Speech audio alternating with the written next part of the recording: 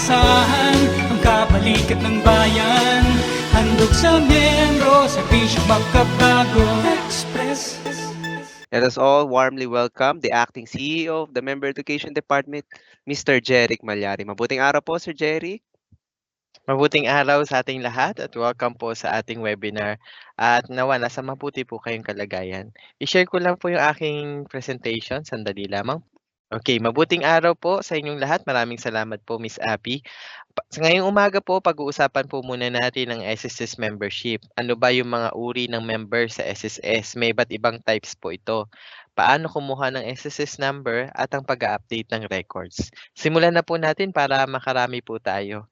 Bago po natin talakayin ang tatlong bagay na ito, bigyan muna natin ng kahulugan. Ano ba ang ibig sabihin ng SSS? So kayo po, pag sinabi pong SSS, ano po ba ang pumapasok sa inyong isipan? Ilagay nyo nga po sa ating chat facility. So by definition po, it is the protection that society gives its members against the economic and social distresses caused by the following contingencies. Ito po yung mga pangyayari sa ating buhay na hindi natin inaasahan pero maaaring mangyari sa atin. At sa panahon na ito na wala po tayong pinagkakakitaan, si SSS po ang nagbibigay ng ayuda in the form of benefits. Kaya po naka-highlight po dyan yung protection. We are protecting you from the loss of income due to any of the following contingencies. So yan po ang ibig sabihin ng Social Security. Sa SSS po natin sa ating bansa, o tinatawag nating coverage or membership, may tinatawag po na dalawang uri ng coverage or membership. Una po yung compulsory at ikalawa yung ating voluntary coverage. Pag sinabing compulsory, nasa mandato po ng ating SSS ayon sa batas na dapat kayo ay may Social Security membership. Kabilang po dito ang ating employed in the private sector, ang ating mga self-employed, or any person na may sariling income na hindi derived from employment. Kumbaga may sarili siyang pinagkakakitaan. May kabilang din po sa mga ito ang ating mga kasambahay o household helpers at ang ating mga OFWs. Under the voluntary coverage naman, ibig sabihin ng voluntary, ibig sabihin optional lamang. Kung gusto mo magpamiyembro, merong binibigay na option sa inyo ang SSS. Naririto ang ating mga separated employees o yung mga dating nagtrabaho sa pribadong sektor or self-employed sila dati na nagpapatuloy ng kanilang paghuhulog sa SSS.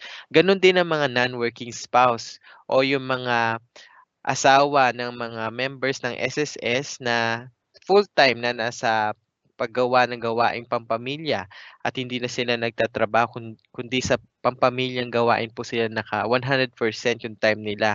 Pero nais pa rin nilang maging miyembro ng SSS. Pwede po bilang non-working spouse kung saan ang kanilang hulog ay kalahati po ng inuhulog ng kanilang asawang nagtatrabaho na miyembro ng SSS.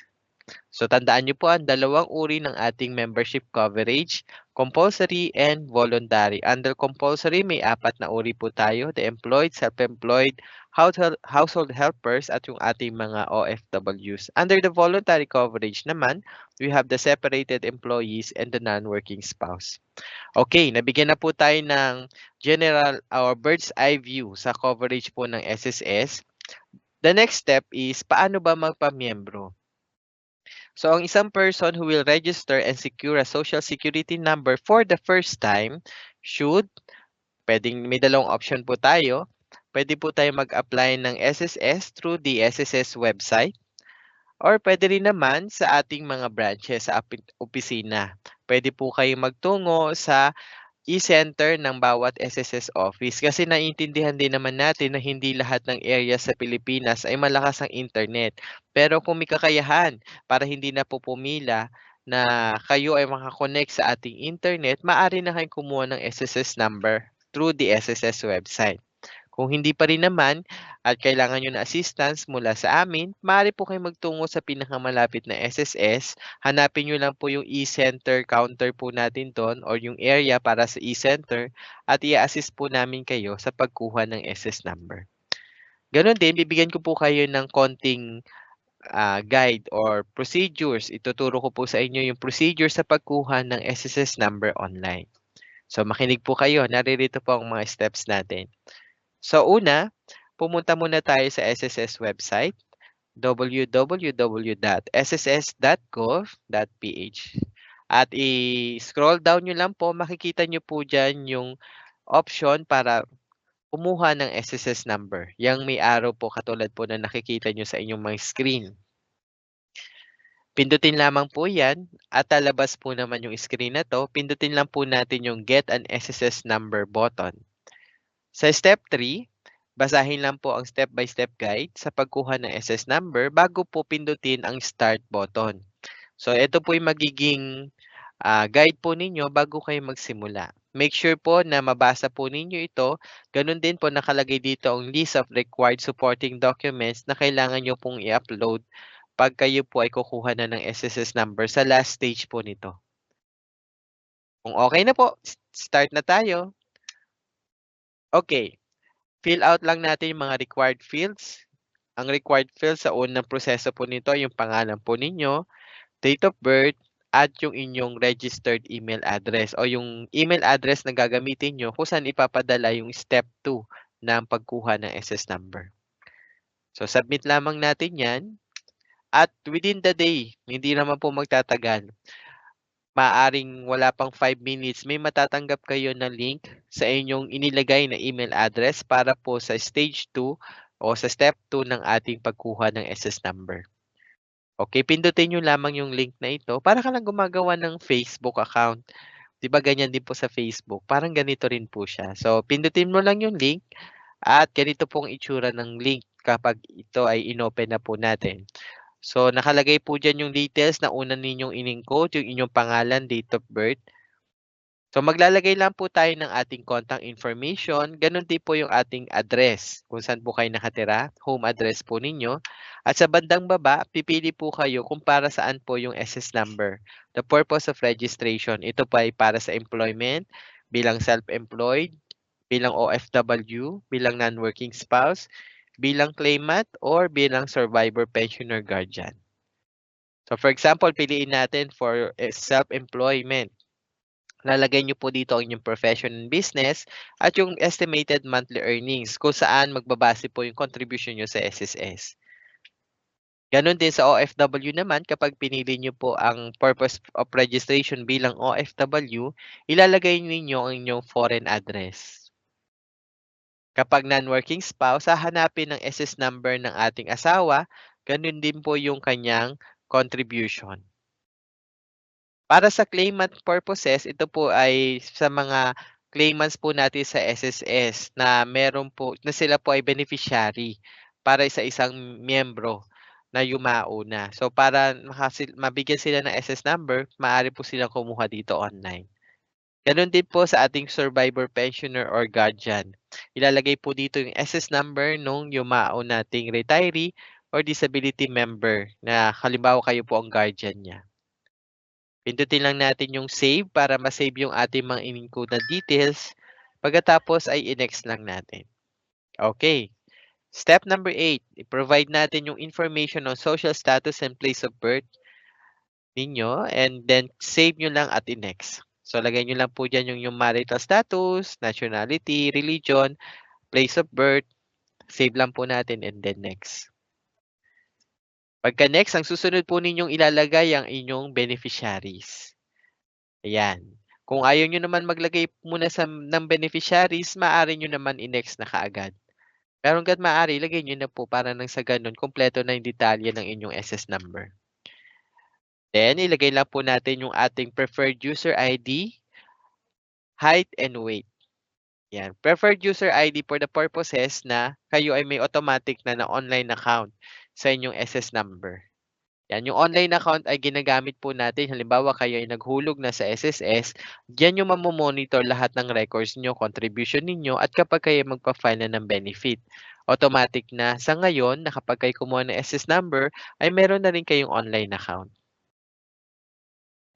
So, reviewin lang natin yung mga encoded details na inilagay nyo sa pagkuha ng SS number bago nyo pindutin yung Generate SS Number button.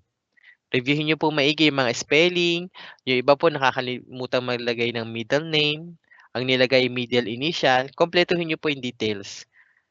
At yung email address po na nilagay ninyo. Yan. Siyempre, natanggap nyo na yung email. So, we presume na tama na email ninyo. Okay? So, pag okay na po lahat ng details nito, pwede nyo na pindutin yung generate SS number. Kung meron namang mali, pindutin mo lang yung previous button sa may bandang baba para ma-correct po natin yung mga details na na-encode na natin. Pagkapindot ng generate SS number, lalabas po itong dialog box. Ang sabi po dyan, once submitted, you can no longer back and update your information. Are you sure that all information are true and correct? So, pindutin nyo lang po yung yes. At sa step 11 po natin, i-require ka na po o kayo po ay bibigyan na ng option na mag-upload ng inyong supporting documents. So, meron tayo dito makikita nyo sa screen, tatlong option. Letter A, your birth certificate. Letter B, in the absence of birth certificate, any of the following. Or yung letter C, kung wala pa rin po yung sa letter B, meron tayong third option dyan. So halimbawa, at piliin natin yung birth certificate, i-upload nyo lang po scan copy, dapat po colored na inyong birth certificate. Sample po ito. Kung wala naman, yung sa letter B naman, any of the following. Or sa letter C, any two of the following na nilagay niyang documents. Ang tanong, paano po kung di ready yung i-upload kong documents? Pwede naman, skip nyo muna po yung uploading ng documents. Tuloy-tuloy nyo po. Katulad po nito, hindi siya nag-upload ng supporting documents niya. Tatanungin siya ng SSS website, do you want to proceed without submitting the documentary requirements? If you select proceed, the submission of the documentary requirements can be done through your My SSS account to be created upon creation of this transaction. Or pwede rin naman sa ating opisina. So halimbawa, ipinroceed nyo po ito. Ayan, magkakaroon na po kayo ng SS number. Ino-notify din kayo ng ating website kung nais po ninyo mag-enroll sa ating voluntary pension booster. Nandito po yung parang arrow, mapapansin nyo po dyan. Babasahin nyo muna po yung terms and conditions ng ating voluntary pension booster. Ito po yung investment program ng SSS sa inyo, mga miyembro ng SSS, upang makapag-ipon din po kayo para sa inyong kinabukasan. So, pwede nyo pong isave ito, yung mga terms and conditions ng voluntary pension booster. Then, i-close nyo na lang po pag okay na at nabasa nyo na lahat. Okay, so kung pinindot nyo po ang yes, lalabas po yung dialog box na kayo po ay enrolled na sa voluntary pension booster. At pwede nyo na pindutin yung mga buttons sa baba kung saan naroon na po ang inyong SS number. So, nakita nyo po yung proseso. Meron na po kayong online account, meron na kayong enrollment sa voluntary pension booster, yun po yung para sa pag-i-invest ninyo, at meron na kayong SS number. Kumbaga na-hit natin ang napakaraming ibon sa isang proseso lamang. So, naririto po ang inyong E1 form. Ito po yung pink form. Kung naalala nyo po dati, di ba, may pink form pa si SSS na E1. Ngayon, ganito na po ang itsura niya dahil online na po natin nakuha.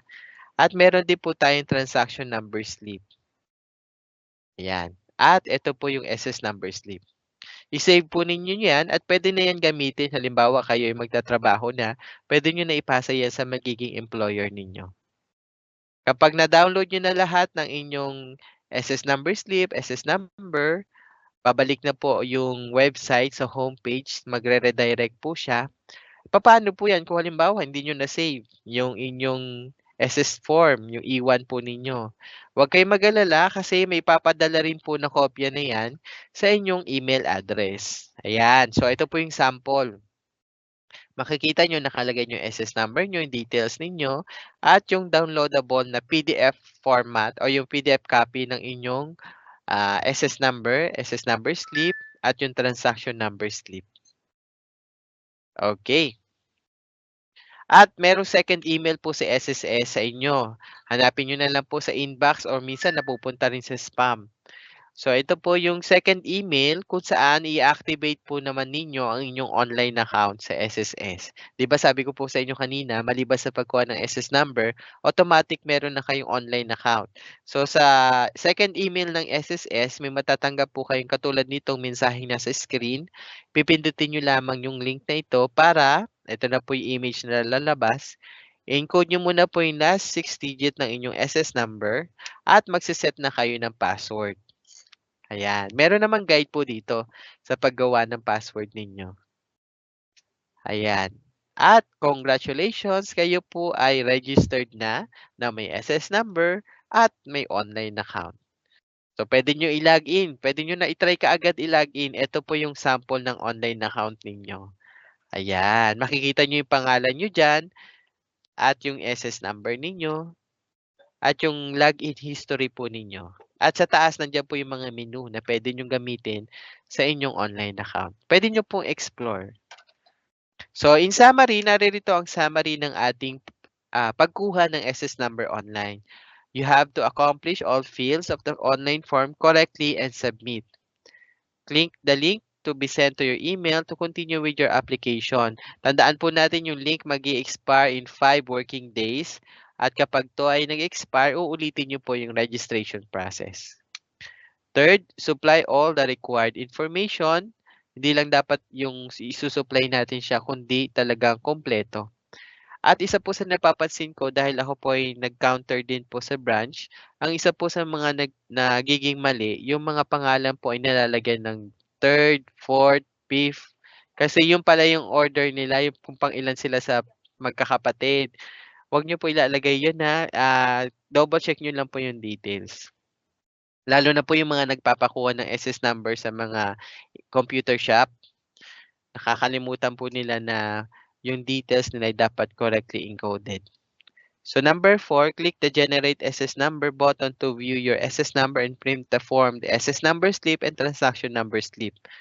You will also receive the PDF copies of the said documents through your email. And number 5, check your email for your My SSS account activation link and the list of required supporting documents for your SS number. Lastly, present the transaction slip and supporting documents to the e-center personnel of the branch. Ayan. So, ganito po. Kapag kayo po ay nag-upload ng documents, syempre for approval po yun ng ating SSS officers. Kung halimbawa naman po hindi kayo nag-upload ng supporting documents katulad kanina, di ba may option na mag-upload ng birth certificate, hindi kayo ngayon nakapag-upload. Ang SS number ninyo ay nakatag muna sa amin as temporary o nakatag po siya na no supporting documents submitted. Ibig sabihin, kailangan nyo pa rin po ipasa sa amin yon na yung inyong birth certificate or any other supporting documents para magkaroon tayo ng proof of ownership dun sa SS number na iyon. So, ngayon po na kayo may SS number na, ang tawag po sa inyo ay prior registrant. Hindi pa talaga tayo miyembro ng SSS. Ang miyembro po kasi yung dapat meron ng at least one valid contribution. Ang tawag po muna sa atin na tayo may SS number pa lamang ay prior registrant.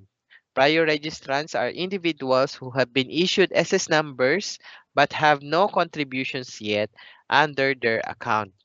So a prospective employee, kung kayo po papasok sa pribadong sektor, should be reported for coverage by his or her employer. SSS coverage of employee shall take effect on the first day of his or her employment. So ipapasa nyo yung SS number nyo, yung kopya ng SS number nyo sa inyong magiging employer, magiging trabaho, at yun po magiging basis naman para ma-report kayo sa SSS for coverage at mahulugan kayo ng contribution. Ayan. Pero ngayon pa lang, congratulations kasi meron na kayong SS number, meron ka ng online account, at meron ka ng registration sa voluntary pension booster natin. Okay, ngayon, paano naman po papalitan ang SS number from temporary to permanent? Diba sabi ko po sa inyo kanina, ang SS number nyo ay nakatag muna as temporary or no supporting document submitted sa ibang salita. Yung SS number po ninyo, lifetime na po yan, hindi yan nag-expire. Ang ibig sabihin lang po nung temporary tagging, it means that it can be used for contribution purposes only. To become eligible for benefits or loans, the member must have an SS number tag as permanent. Question, paano ba gagawing permanent ang SS number? Kukuha ba ako ng panibagong number na ang pangalan ay permanent? Hindi po. Yung SS number na naibigay sa inyo, lifetime na yon. Yun po ang nag-iisang account ninyo. Wag po kayong kukuha ng panibagong SS number. Ganon din kapag magpapalit tayo ng trabaho, hindi po kayo dapat kumuha ng panibagong SS number kasi bagong employer. One SSS number per individual tayo, lifetime na po yun. Ngayon, dahil nakatag po yan na temporary, dahil wala pa kayo nasasubmit sa amin na supporting documents, tatanggalin natin yung tagging na temporary at gagawin natin permanent kapag kayo nagpasa na sa amin ng supporting documents katulad ng inyong birth certificate or any other documents na magpapakita ng inyong identity. Okay? Next. Changing of membership type. Ngayon, halimbawa kayo ay member na, naguhulog na sa SSS at nais nyo magpalit ng membership ninyo. Sa papaanong paraan? So, naririto po siya. Naganda po ako ng isang table dito para mas madali po ninyong makuha kung paano magpalit ng membership type. So, from covered employee, OFW, voluntary, non-working spouse, or prior registrant, at gagawin mo siyang self-employed, ang kailangan niyo po ay magpunta sa amin sa opisina, mag-fill out po kayo ng member data change request form o yung tinatawag nating SSS form E4 at for interview po kayo yan ng ating mga officers sa SSS office. Okay, magdala din po kayo ng valid IDs po ninyo at kung halimbawa may sarili po kayong business or clinic, dalhin niyo po yung mga supporting documents natin. Sa mga informal sector workers naman natin, wala naman na po tayong hinihingi na supporting documents. So, yan po from this coverage to self-employed, E4 lang po at pumunta sa SSS. From covered employee naman, OFW at self-employed at gagawin nating voluntary, ibig sabihin, maghuhulog ka na on your own. Hindi ka na covered employee, hindi ka na OFW, hindi ka na self-employed, magvo-voluntary ka na lang, there is no need to accomplish any form or present any supporting documents sa SSS. Wala na po. Diretso bayad na po ito. Paano po magbabayad? Kukuha po kayo ng payment reference number sa inyong online account. May menu po doon sa inyong online account. Pindutin nyo lang yung payment reference number for contributions at piliin nyo yung membership type na voluntary. Kapag na-post yung hulog ninyo bilang voluntary, halimbawa nagbayad kayo sa inyong payment partner o saan madalas kayo nagbabayad, automatic mapapalitan yung membership nyo sa amin as voluntary. Next, from covered employee, self-employed, voluntary, non-working spouse, prior registrant, at gagawin nating OFW. Ayan, gagawin nating OFW. Katulad ng sa voluntary, wala na pong kailangang ipakitang document sa atin. Sa pagkuha po ng payment reference number online, pipiliin nyo lang yung OFW as membership type. At kapag posted na po yung inyong payment, automatic mapapalitan yung membership ninyo bilang OFW. Okay. So sa membership type po yan, yan po yung pagpapalit.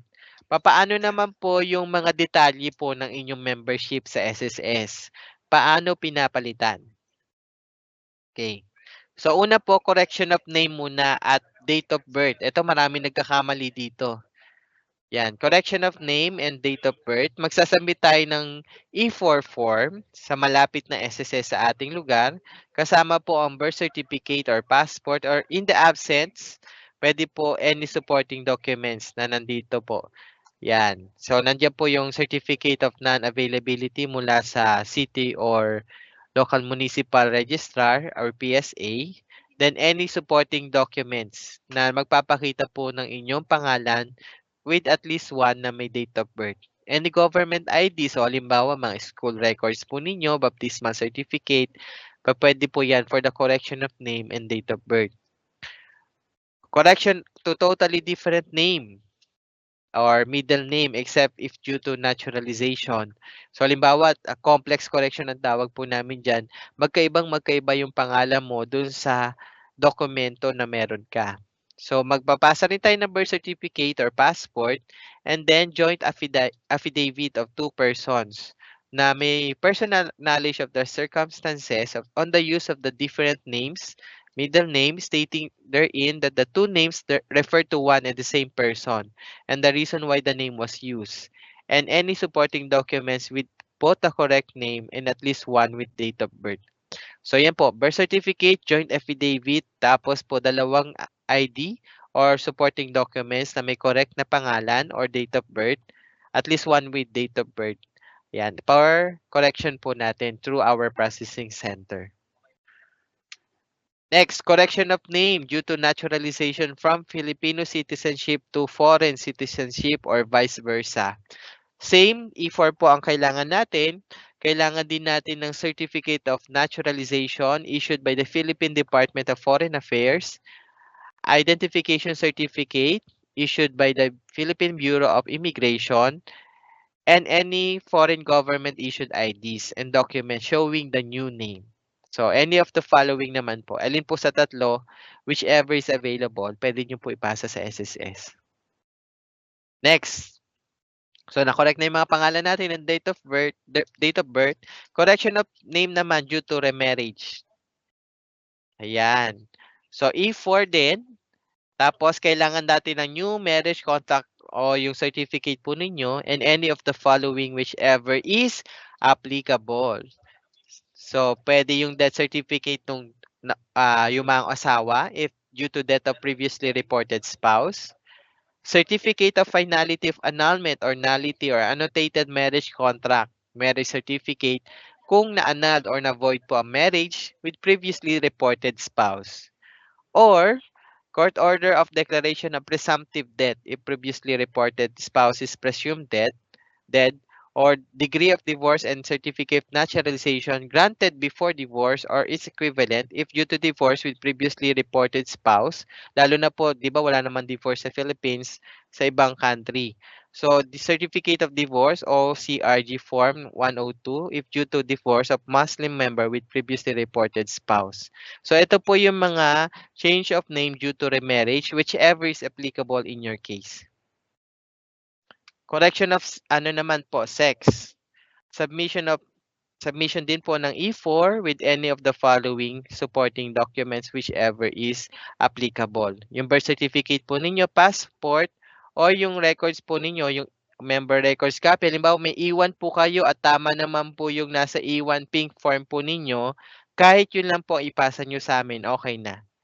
Halimbawa po yung sa pink form ninyo ay nakalagay male pero sa records namin, female ang na-encode. So, kahit yun lang pong pink form ninyo na personal record copy, pwede na po yun maging reference ng SSS for correction. Or, court order granting petition for correction of sex if with erroneous entry sa birth certificate. Para naman po sa changing ng civil status from single to married or married to legally separated and married to widowed, so E4 din ang kailangan natin and supporting document whichever is applicable. Single to married, marriage contract, of course. Married to legally separated, degree of legal separation. And married to widowed. So pwede pong death certificate nung asawa if due to death of previously reported spouse or court order on the declaration of presumptive death if previously reported spouse is presumed dead. Okay? Kung ibabalik naman natin siya from married to single, pwede rin naman po. So, if legally married to previously reported spouse, whichever is applicable dito sa tatlo na nakikita nyo sa ating screen, pwede po. Whichever is applicable sa inyo. If not legally married to previously reported spouse, kailangan po natin ng SENOMAR from PSA at yung affidavit po executing bakit po nagkaroon ng marriage or non-existence of marriage between you or yung nireport na spouse and the previously reported spouse. Ayan po. The updating of beneficiaries, same pa rin, ang gagamitin natin yung E4 form natin.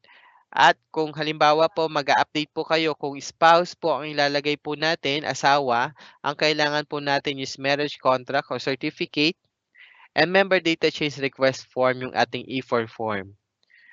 Yan, duly received by the SSS wherein the name of the member requesting the change is reported as the spouse.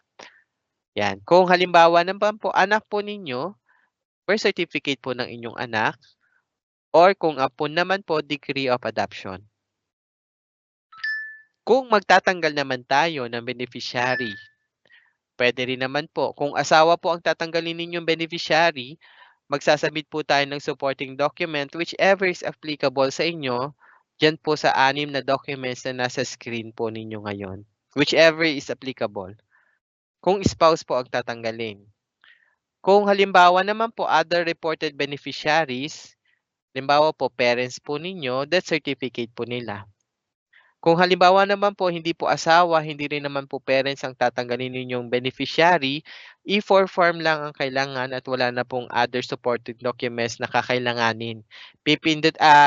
Lalagyan nyo lang po ng check sa E4 form yung deletion kasi may dalawa po doon add or deletion. So, i-check nyo lang po yung deletion doon sa E4 form tapos ilagay ninyo yung pangalan ng previously reported ninyo na beneficiary. Tandaan nyo halimbawa, meron kayo ni-report na beneficiary dati at hindi nyo po dinilit o tinanggal sa SSS records, they are still considered beneficiary in case may mangyari po sa atin. Okay. So from member data change request form, ito po yung sample na form natin. Yan, downloadable po ito sa SSS website. Pwede nyo pong i-print. Yes, member data change request form. Ito yung binabanggit kong form kanina. So sa lahat po ng pagbabago sa records po ninyo, ito ang gagamitin nating form. Makikita nyo naman po dyan. So meron ditong sample natin sa screen. Change of membership type, correction of name. Makikita nyo rin po dito correction of date of birth, sex, change of civil status, updating of contact information. Especially pagdating po sa home address, hindi po yan na-update sa online. Sa opisina lang po napapalitan yung ating home address. Pero ang mailing address po, pwede nyo palitan online. Yung home address lang po ang kailangan ipasa po through E4. Then updating of member record status at updating ng beneficiaries natin. Okay. We're down to our last slides na po. Bago tayo magtapos, let me share with you yung ating mga frequently asked questions. Ito yung mga karaniwang tinatanong on membership with the SSS. First question po, when a person has secured an SSS number, does it mean that he or she is already an SSS member and has the right to Social Security benefits? Ayun, nabanggit ko po to kanina. Sa mga nakikinig po ngayon, kapag kayo daw po ay meron ng SS number, kayo po ba ay may right na sa Social Security benefits? What do you think? Okay, I'm giving you time. Okay. The answer is no. Security an SSS number does not automatically mean a person is already covered as a member. An employed worker becomes a covered SSS member where the employer submits an employment report and has paid at least one contribution on behalf of the employee. An self-employed OFW or non-working spouse becomes a covered SSS member when at least one contribution has been paid. Okay, malinaw po yan. Next question. Can a person who has secured an SS number but has no employer yet already pay contribution on his or her own as a voluntary member? Sa Tagalog, ang isang tao daw po ba na nakakuha ng SS number at wala pa namang employer ay maaari na bang maghulog ng contribution bilang voluntary member? Okay. Answers nyo po sa ating chat facility. 5, 4, 3, 2, 1. The answer po is no. A voluntary member is one who already has at least 1 month contribution as a previous employee, self-employed, or OFW, and thus has an existing date of coverage, which is essential in determining a member's eligibility for benefits. Paying initial contributions as a voluntary member will render them void and subject to refund. On the other hand, yung mga OFW naman natin, self-employed, na kumuha ng SSS number may already proceed with the payment of contribution as an OFW self-employed using the SS number issued sa kanila online. Okay. Next question. Can a member withdraw membership with the SSS? O, ang dali ng mga tanong natin, answerable by yes or no lamang. Can a member withdraw membership? Pwede bang i-atras ko na yung membership ko sa SSS? What do you think is the answer?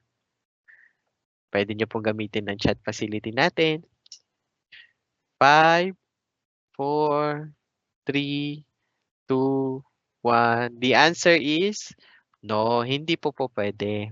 Membership with the SSS is for life.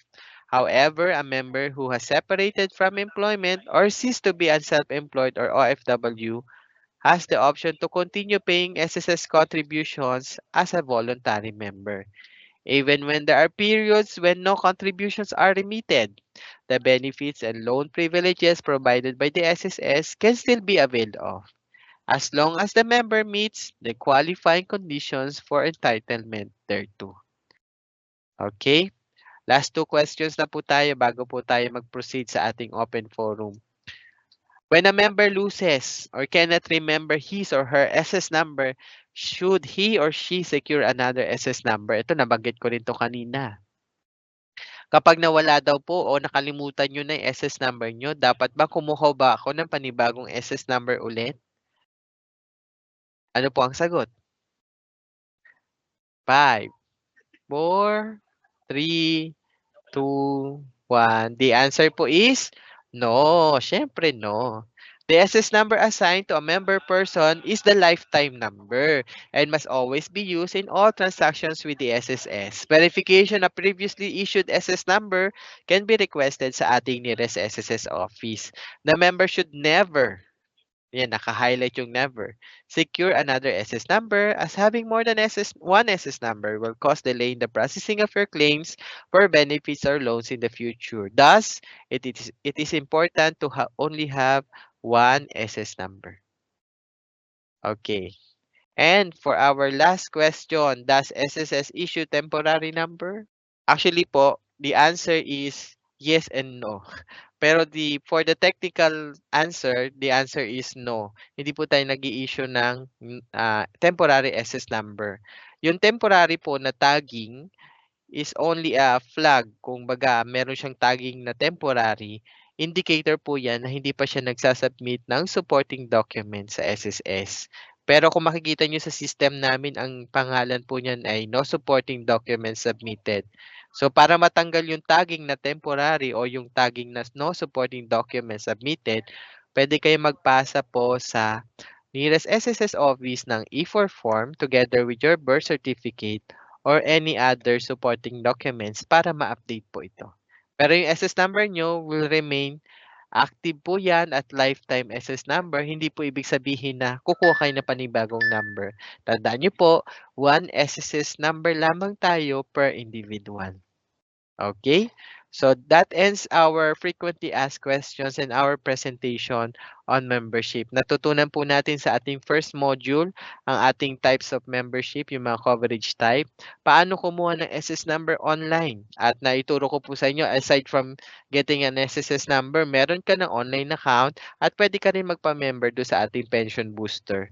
And sa pag-update ng ating records, membership type, magpapalit kayo ng membership type or magpapa-update correct ng ating records, information records sa SSS. I hope na may natutunan po kayo sa ating first module. At kapag may tanong pa, ibabalik ko muna po sa ating facilitator. That actually ends my slides and my presentation for the meantime. Balik ko muna po sa ating moderators bago po tayo magpatuloy. Maraming salamat po. At maraming salamat din, Sir Jeric, for that very detailed discussion on our first topic.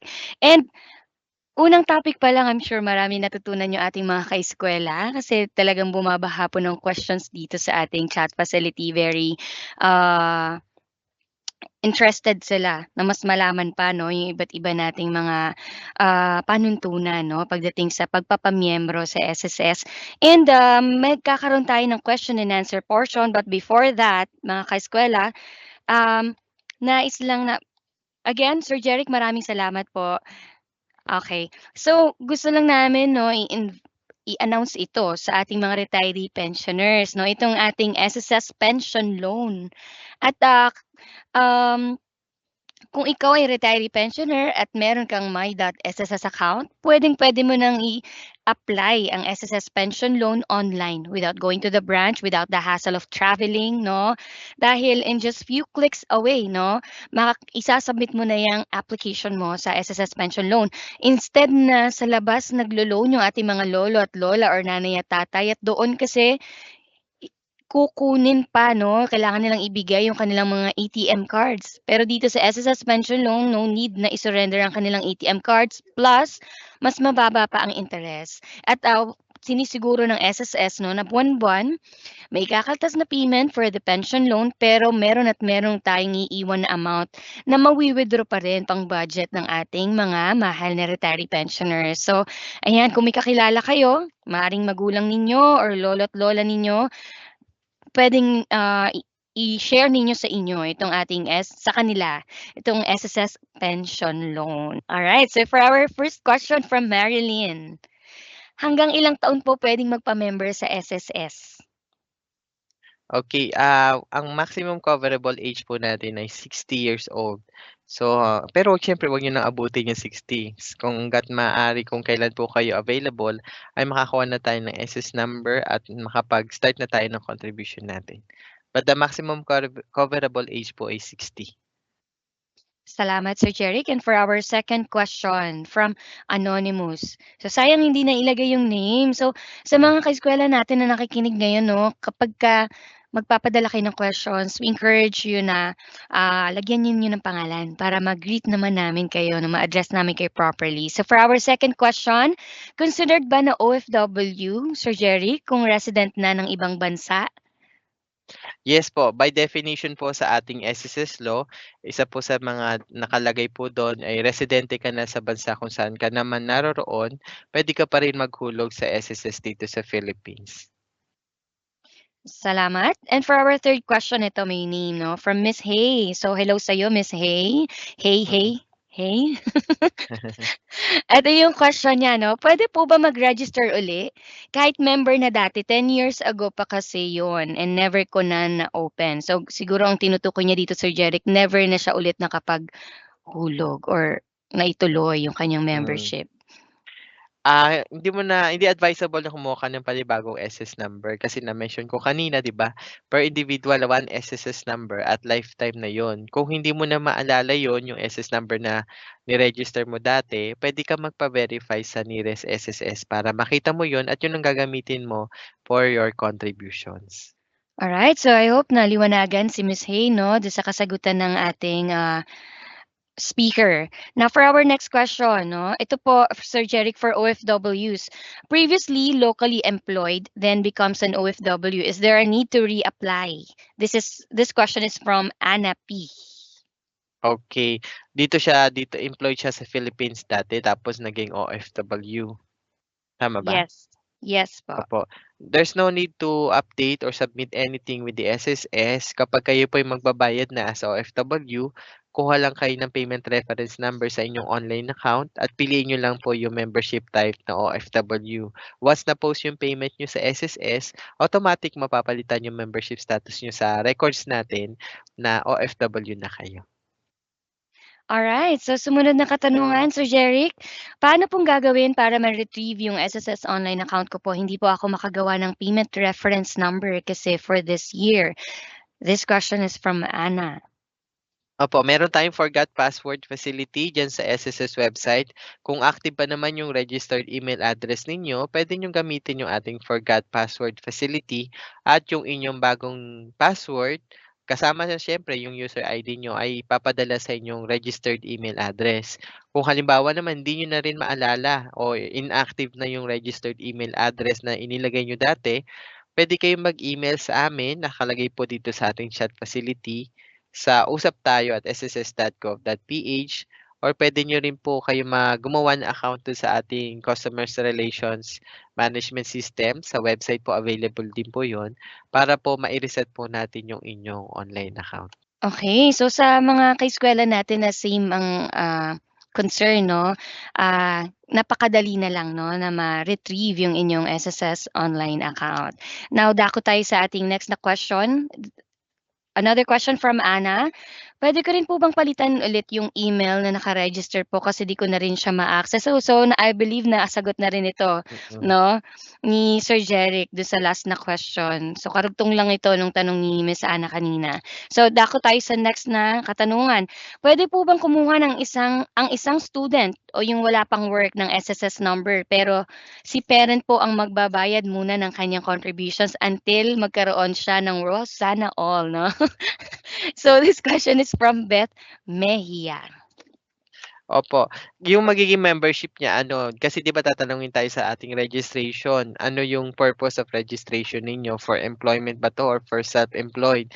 Kung self-employed ang pipiliin niyo kasi katulad ng sinabi mo estudyante ka pa lamang at yung parents ang magbabayad para sa'yo, tatanungin kasi do'n kung ano yung source of income mo. Kung wala kang mailalagay doon, hindi ka makakakuha ng SS number mo, mare-reject yung inyong SS number application online. Kasi pinili natin as self-employed dahil students ka pa lang, kasi may mga students din naman na merong halimbawa part-time, halimbawa sa mga fast food, sila pipiliin nila do'n for registration, 'yun ang gagamitin for SSS contribution nila. Meron din namang mga estudyante merong sariling income or business na 'yun nga for self-employment. Kailangan meron tayong ilalagay do'n kung halimbawa self-employed siya, pipiliin mo, ano yung source of income na ilalagay mo do'n? Ano yung profession or business mo? Pero kung wala, hindi pa siya puwedeng kumuha ng SS number kasi kung ang magiging source lang is yung parang, allowance or paghuhulog ka ng parents mo. Kasi meron tayo dapat dun i-indicate na type of, business or profession kung magpapa-self-employed ka na paghuhulog. Okey Thank you po. very much, Sir Jeric, for that answer. And I hope nabigyan linaw na kay Miss Beth Mejia, no, yung kasagutan dito sa kanyang question. Now, Hmm. eto Sir Jeric, last question na po ito, no, from Anonymous. How many times po puwedeng magpalit ng membership type? Wala naman pong limit, kung ano po yung kasalukuyan po ninyong membership status. Halimbawa, dati kayong self-employed at ngayon magvo-voluntary na, tapos voluntary babalik kayo ng self-employed, puwede din naman, wala naman pong limitation hanggang kailan o hanggang ilang beses kayo magpalit ng membership status. Ito po ay depende po sa inyong applicability sa inyong kasalukuyang pinagkakakitaan. Alright, thank you very much again, Sir Jeric, sa very detailed na pagsagot, no, sa mga katanungan ng ating mga kaeskwela. Maaasahan ang kabalikat ng bayan. Handog sa miyembro, serbisyong magkabago. Express